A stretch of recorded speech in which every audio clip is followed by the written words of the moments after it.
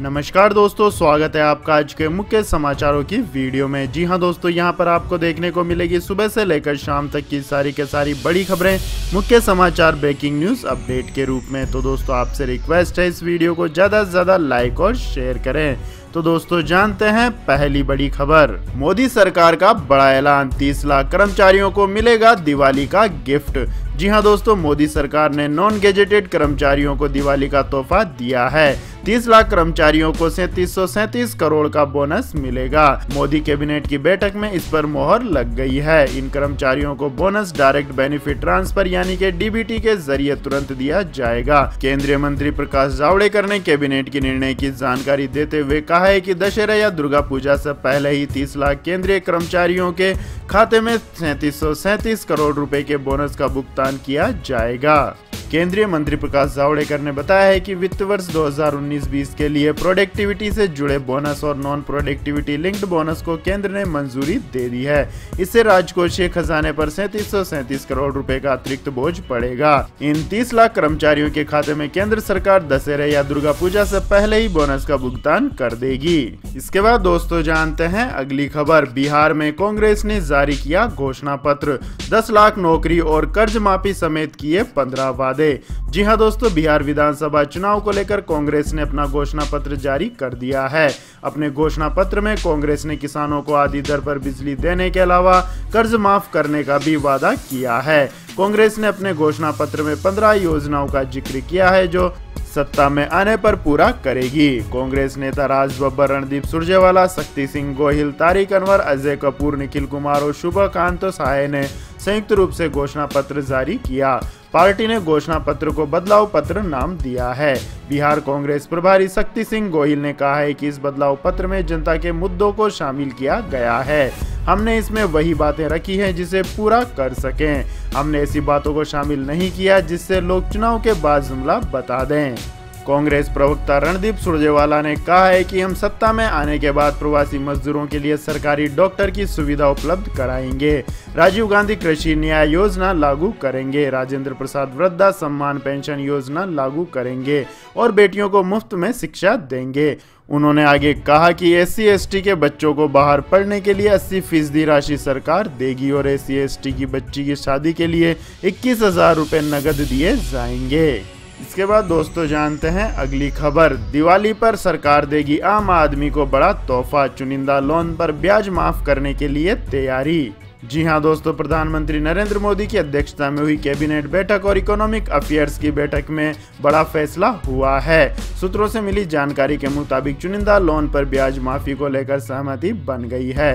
हालांकि सूत्र कह रहे हैं कि केंद्र सरकार अभी इसकी घोषणा नहीं करेगी क्योंकि ये मामला सुप्रीम कोर्ट में लंबित है।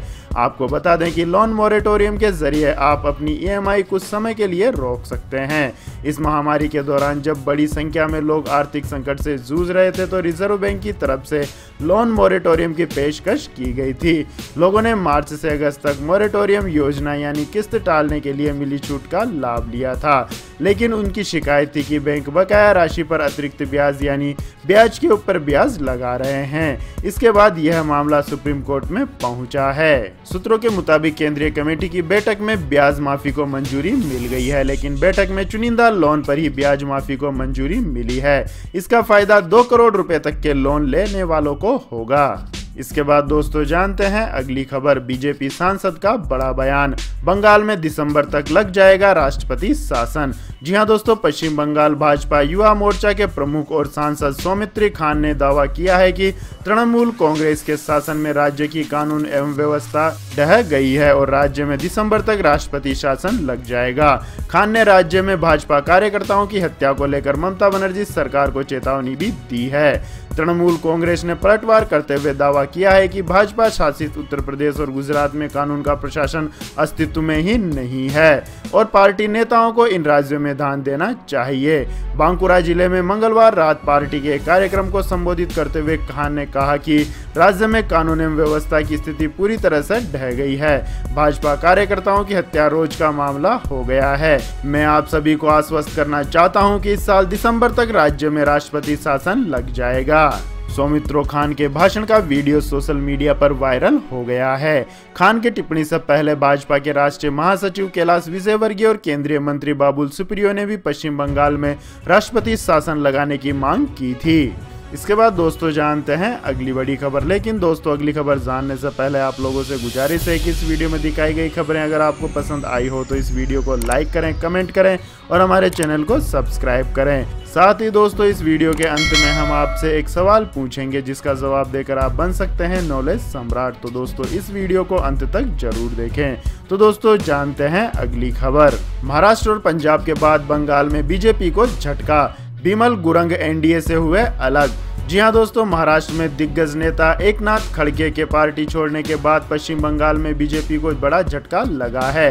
गोरखा जनमुक्ति मोर्चा के सुप्रीमो बिमल गुरंग ने कहा है कि केंद्र ने गोरखालैंड को लेकर अपने वादे पूरे नहीं किए।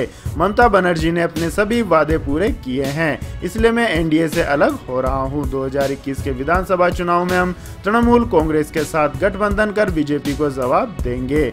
लंबे समय से गोरखालैंड के लिए झंडा बुलंद करने वाले बिमल गुरंग ने कहा है कि हमारी मांग अभी भी बनी हुई है, हम अपनी मांग को आगे लेकर जाएंगे, ये हमारा लक्ष्य और विजन है। 2024 के लोकसभा चुनाव में हम उसी पार्टी को सपोर्ट करेंगे जो हमारी मांगे मानेंगी। आश्चर्य की बात है कि गोरखालैंड की मांग को लेकर पिछले 3 वर्षों से फरार चल रहे बिमल गुरंग एक बुधवार को कोलकाता में प्रकट हो गए। उन्होंने मीडिया से बातचीत में कहा कि मैं कोई अपराधी नहीं हूं, ना ही मैं देशद्रोही हूं, मैं एक पॉलिटिकल लीडर हूं, मैं अपनी राजनीतिक मांग के लिए राजनीतिक उपाय चाहता हूं। इसके बाद दोस्तों जानते हैं अगली खबर। महाराष्ट्र में अब जांच के लिए सीबीआई को लेनी होगी राज्य सरकार से इजाजत, आदेश हुआ जारी। जी हां दोस्तों, महाराष्ट्र सरकार ने एक आदेश जारी किया है और कहा है कि राज्य में जांच करने के लिए सीबीआई को दी गई अनुमति वापस ली जाती है। हालांकि जांच की अनुमति महाराष्ट्र सरकार के वापस लेने से जारी छानबीन पर कोई असर नहीं पड़ेगा, मगर भविष्य में अगर सीबीआई महाराष्ट्र में किसी नए मामले में जांच पड़ताल करना चाहती है तो उसे पहले राज्य सरकार से इजाजत लेनी होगी, जब तक कि अदालत की तरफ से जांच के आदेश नहीं दिए गए हों। महाराष्ट्र सरकार का यह आदेश ऐसे समय में आया है जब सीबीआई बॉलीवुड एक्टर सुशांत सिंह राजपूत की मौत मामले में छानबीन कर रही है। बिहार सरकार की सिफारिश पर सीबीआई मुंबई में सुशांत सिंह मामले की जांच करने पहुंची है। इसके बाद दोस्तों जानते हैं अगली खबर। पश्चिम बंगाल में दुर्गा पूजा में पंडाल के भीतर बजेंगे ढोल नगाड़े, हाई कोर्ट ने दी इजाजत। जी हां दोस्तों, पश्चिम बंगाल में दुर्गा पूजा के दौरान पंडालों के भीतर ढोल नगाड़े बजाने की छूट कलकत्ता हाई कोर्ट ने दे दी है। कोर्ट ने कहा है कि पंडालों के भीतर ड्रम बजाने वालों को जाने की छूट होगी। गौरतलब है कि इस महामारी को लेकर दुर्गा पूजा के दौरान कई तरह के प्रतिबंध लगाए गए हैं। हाई कोर्ट ने मंगलवार को आदेश दिया था कि राज्य के सभी पंडाल नो एंट्री जोन घोषित किए जाएंगे और इसमें किसी श्रद्धालु को जाने की अनुमति नहीं होगी, लेकिन बुधवार को कोर्ट ने एंट्री शर्तों के साथ खोल दी है। हालांकि सिंदूर खेला पर अब भी रोक जारी है। बुधवार को कोलकाता हाई कोर्ट ने राज्य में 400 पूजा आयोजकों की याचिका पर सुनवाई करते हुए एक बार से 45 लोगों को दुर्गा पूजा पंडाल में प्रवेश की अनुमति दे दी है। कोर्ट के नए आदेश के अनुसार अनुमति प्राप्त व्यक्ति की सूची को दैनिक आधार पर तैयार किया जाएगा। इसके बाद सुबह 8 बजे पंडाल के बाहर लिस्ट लगानी होगी। इसके बाद दोस्तों जानते हैं अगली बड़ी खबर। ओवैसी की योगी आदित्यनाथ को चुनौती, कहा सच्चे योगी हैं तो 24 घंटे में साबित करें मैं पाक का समर्थक। जी हां दोस्तों, AIMIM के प्रमुख असदुद्दीन ओवैसी ने उत्तर प्रदेश के मुख्यमंत्री योगी आदित्यनाथ को उनके पाकिस्तान वाले बयान को लेकर चुनौती दी है। ओवैसी ने कहा है कि योगी के बयान से निराशा साफ झलकती है, अगर उनके पास कोई सबूत है तो वह उसे 24 घंटे में पेश करे। ओवैसी ने आरजेडी और कांग्रेस पर भी निशाना साधते हुए कहा है कि उनके पास बिहार विधानसभा चुनाव जीतने के लिए कोई भी रणनीति और दृष्टिकोण नहीं है। इसके बाद दोस्तों जानते हैं अगली खबर। पाकिस्तान में बगावत के आसार, नवाज शरीफ ने कहा देश में चल रही हैं 2 हुकूमतें। जी हां दोस्तों, पाकिस्तान के पूर्व पीएम नवाज शरीफ ने दामाद और PMLN की उपाध्यक्ष मरियम नवाज शरीफ के पति की गिरफ्तारी के बाद मचे बवाल और सिंध के पुलिस चीफ के अपहरण की कथित खबरों के बाद शरीफ का बयान सामने आया है। पूर्व प्रधानमंत्री नवाज शरीफ ने कहा है कि मैंने बार बार कहा है कि पाकिस्तान में 2 हुकूमतें चल रही हैं, आज ये बात साबित हो गई है। मैं बिना बिना सबूत के कुछ नहीं बोलता हूँ। मुझे बताइए कि आईजी को किसने उठाया और किसने जबरदस्ती एफआईआर कराई और फिर गिरफ्तारी कराई। इसके बाद दोस्तों जानते हैं अगली बड़ी खबर। केंद्र सरकार का फेस्टिवल गिफ्ट, 15 दिनों के भीतर नौकरी पेशा के लिए की 15,312 करोड़ रुपए की घोषणाएं। जी हां दोस्तों, केंद्र सरकार ने इस महामारी के कारण बाजार में घटी मांग से देश की अर्थव्यवस्था को नुकसान से उबारने के लिए महज 15 दिन के भीतर 3 बड़ी घोषणाएं की है। इसके तहत सरकार ही नहीं, प्राइवेट एम्प्लॉइज को भी फायदा मिलेगा। प्रधानमंत्री नरेंद्र मोदी की अध्यक्षता में हुई कैबिनेट बैठक में जहां 30 लाख सरकारी कर्मचारियों के लिए बोनस का ऐलान किया गया, वहीं इससे पहले एलटीसी कैश वाउचर स्कीम का फायदा सरकारी के साथ निजी क्षेत्र के कर्मचारियों को भी मिलेगा। इन तीनों घोषणाओं पर अमल करने से जहां लोगों को त्योहार में नकदी की समस्या से निजात मिलेगी, वहीं केंद्र सरकार पर 15,312 करोड़ रुपए का अतिरिक्त बोझ पड़ेगा। इसके बाद दोस्तों जानते हैं आज के मौसम अपडेट्स। तो दोस्तों अगले 24 घंटों के दौरान आंतरिक कर्नाटक, रायलसीमा, तटीय आंध्र प्रदेश, तेलंगाना, तटीय उड़ीसा, गंगीय पश्चिम बंगाल, मिजोरम, त्रिपुरा में कुछ स्थानों पर हल्की से मध्यम बारिश के साथ साथ 1-2 स्थानों पर भारी बारिश भी होने की संभावना है। वहीं अंडमान व निकोबार द्वीप समूह, तमिलनाडु, तटीय कर्नाटक, केरल, मध्य महाराष्ट्र, कोंकण और गोवा और दक्षिणी गुजरात के कुछ हिस्सों में हल्की से मध्यम बारिश होने की संभावना है। आपकी जानकारी के लिए बता दें दोस्तों, निम्न दबाव का क्षेत्र बंगाल की खाड़ी के मध्य भाग पर है। इस सिस्टम को खाड़ी पर 7.6 किलोमीटर ऊपर बने चक्रवाती सिस्टम से मदद मिल रही है। जल्दी इसके गहरे निम्न दबाव के क्षेत्र और इसके बाद डिप्रेशन में तब्दील होने की संभावना है। 15 डिग्री सेल्यूलाइट पर बंगाल की खाड़ी से अरब सागर तक एक ट्रफ रेखा बनी हुई है। एक नया पश्चिमी विक्षोभ उत्तरी पाकिस्तान और इससे सटे जम्मू कश्मीर के पास बना हुआ है। हालांकि यह सिस्टम कमजोर है। इसके बाद दोस्तों रुक करते हैं आज के पेट्रोल और डीजल के भाव का। तो दोस्तों सरकारी तेल कंपनियों ने आज भी लगातार 20वें दिन पेट्रोल डीजल के दामों में कोई फेरबदल नहीं किया है। आज दिल्ली में पेट्रोल 81 रुपए 6 पैसे प्रति लीटर और डीजल 70 रुपए 46 पैसे प्रति लीटर पर बिका। वहीं अगर अंतर्राष्ट्रीय बाजार में देखें तो अमेरिका में क्रूड आउटपुट में करीब 17% की गिरावट आई है। इससे अंतर्राष्ट्रीय ईंधन बाजार में एक बार फिर से तेजी के संकेत हैं। हालांकि घरेलू बाजार में देखें तो इसका फिलहाल कोई असर नहीं है। देखा जाए तो अक्टूबर माह की शुरुआत से ही आमजन को पेट्रोल डीजल के रेट में राहत मिली है। वहीं बीते माह सितंबर में भी हालात कुछ ऐसे ही रहे हैं। हालांकि अगस्त में पेट्रोल और इससे पहले जुलाई माह में डीजल के रेट में बेहताशा वृद्धि की गई थी। इसके बाद दोस्तों जानते हैं अगली खबर। आज 10 ग्राम सोने के भाव में आई 512 रुपए की तेजी, चांदी हुई 1448 रुपए महंगी। जी हां दोस्तों, एक दिन की गिरावट के बाद दिल्ली सराफा बाजार में आज एक बार फिर से सोने के भाव बढ़ गए हैं। HDFC सिक्योरिटीज द्वारा दी गई जानकारी में बताया गया है कि वैश्विक बाजारों में सोने चांदी की कीमतों में तेजी देखने को मिली है। लिहाजा सोमवार को घरेलू बाजार में भी इसका असर देखने को मिला है। सोने के अलावा चांदी के भाव में भी इजाफा हुआ है। एक्सपर्ट्स का कहना है कि त्योहारी सीजन के चलते देश में सोने चांदी की हाजिर मांग बढ़ी है। आपकी जानकारी के लिए बता दें दोस्तों, दिल्ली सराफा बाजार में 10 ग्राम सोने का भाव 512 रुपए बढ़कर 51,415 रुपए प्रति 10 ग्राम पर पहुंच गया है। जबकि 1 किलोग्राम चांदी का भाव 1448 रुपए बढ़कर 64,015 रुपए प्रति किलोग्राम पर पहुंच गया है। इसके बाद दोस्तों जानते हैं अगली खबर। जो कभी नहीं हुआ वो होने जा रहा है। इस बार ड्रैगन पर होगा चौतरफा प्रहार। जी हां दोस्तों, हर मोर्चे पर हिंदुस्तान से पिटने वाले चीन के लिए एक और बुरी खबर है। समंदर में चीन की इंटरनेशनल घेराबंदी होने जा रही है। भारत, जापान, अमेरिका और अब ऑस्ट्रेलिया मालाबार युद्ध अभ्यास में शामिल होंगे। ये चारों क्वेड के सदस्य हैं और इससे चीन की बेचैनी बढ़ गई है। मालाबार युद्ध अभ्यास में ऑस्ट्रेलिया के शामिल होने से चीन बौखला गया है। वहीं मालाबार में ऑस्ट्रेलिया को शामिल करने पर अमेरिका ने समर्थन जताया है। अमेरिकी सीनेट डेविड पेट्रू ने अमेरिका में भारत के राजदूत को पत्र लिखा है। डेविड पेट्रू ने कहा है कि चीन के रवैये के सामने क्वेड को मजबूत करना होगा।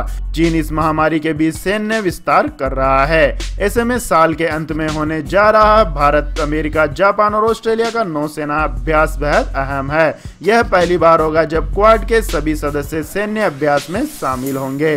इसके बाद दोस्तों जानते हैं अगली खबर। श्रमिकों को भ्रमण तीर्थ के लिए आर्थिक मदद देगी योगी सरकार। बेटियों को किताबों के लिए मिलेंगे 7,500 रुपए। जी हाँ दोस्तों, इस महामारी के कारण हुए लॉकडाउन में मजदूर और उनके परिवारों को आर्थिक मदद देने वाली योगी सरकार ने उनके लिए कुछ और मदद करने का फैसला लिया है। श्रमिकों को भ्रमण, तीर्थ स्थल, उनकी उच्च शिक्षा ले रही बेटियों को किताबें और खेल में बेहतर प्रदर्शन करने वाले बच्चों को आर्थिक मदद दी जाएगी। इसके लिए श्रम कल्याण परिषद की 3 योजनाएं जल्द लागू होने जा रही हैं। इसके बाद दोस्तों जानते हैं अगली बड़ी खबर। मात्र 789 रुपए में खरीद सकते हैं अपनी मनपसंद गाड़ी, इस बैंक ने निकाला ऑफर। जी हाँ दोस्तों, अगर आप भी फेस्टिवल सीजन के दौरान नई गाड़ी खरीदने की सोच रहे हैं तो फिर ऐसा मौका फिर नहीं मिलेगा। टाटा मोटर्स की गाड़ियों को अब आप 789 रुपए की शुरुआती EMI पर घर ले जा सकते हैं। देश के प्रमुख ऑटोमोटिव ब्रांड ने HDFC बैंक के साथ मिलकर 789 रुपए प्रति माह के रूप में कम EMI प्रदान करने के लिए टाई अप किया है। टाटा मोटर्स अपने ग्राहकों को लचीला EMI विकल्प दे रहा है, जिससे वे हर साल 3 महीने के लिए न्यूनतम EMI राशि का भुगतान कर सकते हैं। कंपनी पूरे पैसेंजर्स व्हीकल रेंज पर 100% एक शोरूम फंडिंग की पेशकश कर रही है। 5 साल तक के लोन की अवधि और सभी यात्री वाहनों पर योजनाएं उपलब्ध हैं। कंपनी ने बैंक के साथ मिलकर 2 नई योजनाएं शुरू की हैं, ग्रेजुअल स्टेप अप स्कीम और TML फ्लेक्सी ड्राइव स्कीम। यह ऑफर कंपनी के EV रेंज के साथ साथ कारों और XUV के पूरे न्यू फॉरएवर BS रेंज पर मान्य है और ग्राहक इस ऑफर का लाभ नवंबर 2020 के अंत तक उठा सकते हैं। इसके बाद दोस्तों जानते हैं अगली बड़ी खबर। अब कोरोना वायरस को खत्म करेगा ये खास एसी, वायरस डीएक्टिवेशन टेक्नोलॉजी का किया है इस्तेमाल। जी हाँ दोस्तों, इस महामारी को हर पहलू से जानने के लिए दुनिया भर के वैज्ञानिकों और शोधकर्ताओं ने दिन रात रिसर्च की है। ऐसी एक रिसर्च में पता चला है कि ऑफिस और घरों में लगे एयर कंडीशनर कोरोना वायरस को फैलने में मदद करते हैं। साथ ही लोगों को सलाह दी गई है कि एसी का इस्तेमाल ना करें। हालांकि अब आपको अगर जरूरत महसूस हो तो एसी चलाने से डरने की जरूरत नहीं है। दरअसल एक कंपनी ने ऐसा एयर कंडीशनर बनाने में सफलता हासिल की है जो कोरोना वायरस को 99.9% तक खत्म कर देगा। कंपनी ने बताया कि इसके लिए एसी में वायरस डीएक्टिवेशन टेक्नोलॉजी का इस्तेमाल किया गया है। एसी बनाने वाली कंपनी ब्लू स्टार लिमिटेड का कहना है कि इस एसी में इस्तेमाल की गई खास टेक्नोलॉजी VTD किसी खास जगह में मौजूद कोरोना वायरस की नहीं किसी भी तरह के वायरस को 99.9% खत्म कर देगा। कंपनी के मुताबिक जब एसी से निकलने वाली हवा VTD सिस्टम से गुजरेगी तो वायरस खत्म हो जाएगा। इस सिस्टम की सबसे बड़ी खासियत है कि इसका घरों में लगने वाले स्प्लिट और विंडो एसी के साथ ही ऑफिस में इस्तेमाल होने वाले सेंट्रलाइज्ड एसी सिस्टम में भी इस्तेमाल किया जा सकता है। तो यह थी दोस्तों आज की सभी महत्वपूर्ण बड़ी खबरें। और दोस्तों बारी आती है आज के माइंड क्विज क्वेश्चन की, जिसका जवाब देकर आप बन सकते हैं नॉलेज सम्राट। तो दोस्तों आज का सवाल है, भारत के किस नगर को स्वर्ण नगरी के नाम से जाना जाता है? जी हाँ दोस्तों, अगर आपको इस सवाल का जवाब आता है तो तुरंत कमेंट सेक्शन में लिख दीजिए और इस वीडियो को लाइक कीजिए, शेयर कीजिए, कमेंट कीजिए और हमारे चैनल को सब्सक्राइब करके बेल आइकन का बटन भी दबा लें। धन्यवाद। जय हिंद, जय भारत, वंदे मातरम।